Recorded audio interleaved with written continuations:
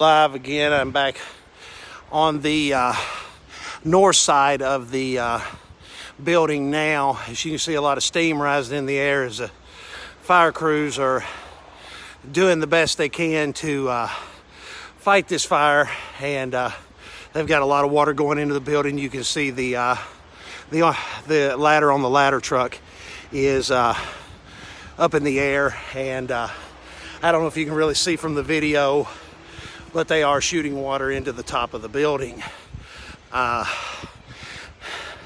Firefighters have made it into the building over on the other side and are working to try to fight the flames there.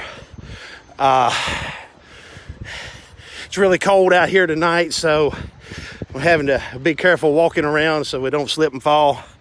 And firefighters are having to be extremely careful as well, so that they don't get hurt by not only the falling debris as they go into the building, but also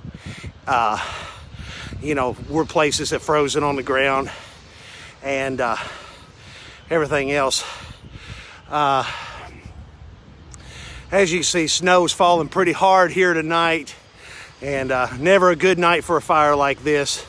But this is a night I'm sure none of these firefighters and none of you folks watching, and I know myself, will never forget, especially if you've lived around here your whole life. I mean, as I said earlier, this has always been in my grandparents' backyard, so I grew up playing ball out here.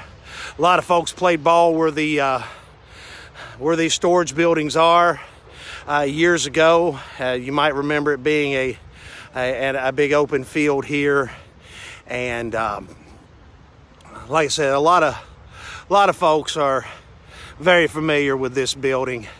The upper floor looks like that is all that is in flames. I mean, it's still hard to tell because you can't see through the windows on the lower floor anymore.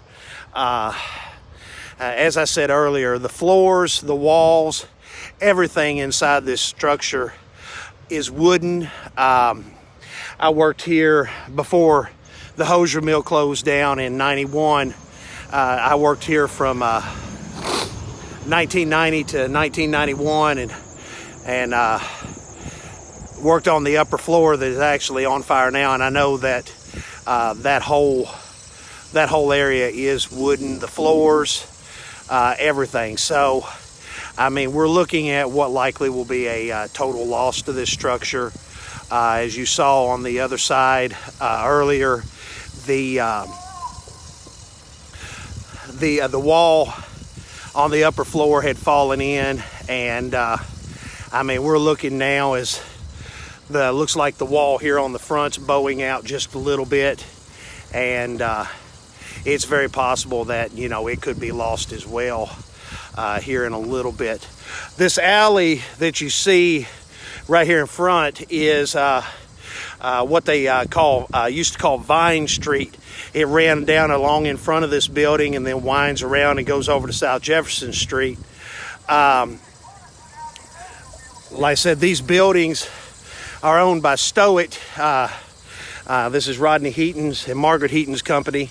And I did see that their son Tucker is on scene right now, but I mean, there's not a lot anybody's going to be able to do other than these firefighters who are working their hardest to get this fire put out.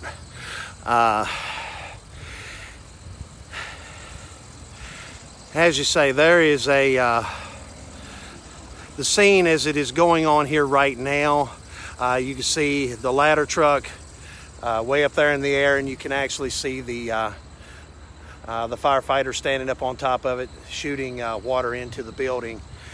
Flames keep ejecting out of these windows here in the front section now, and that upper floor, the roof on it, which would be the original tar roof, has now caught fire and is sending some more flames up into the air. So we're looking at again a major loss, not only for the owners of the building, but by the community at large, as this is a historic building.